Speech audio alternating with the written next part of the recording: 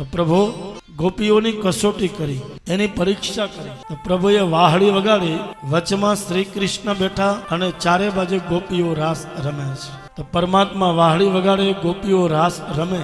પછી ગોપીઓ કહે કે પ્રભુ આપ અમારી સાથે રાસ રમો. તો બે ગોપી અને વચમાં શ્રી કૃષ્ણ.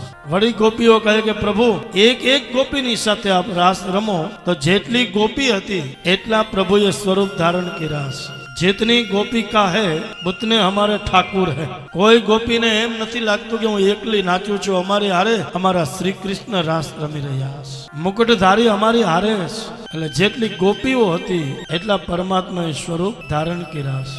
એકમાંથી અનેક થવાનું બળ, એકમાંથી અનેક થવાની શક્તિ એ શ્રી કૃષ્ણમાં.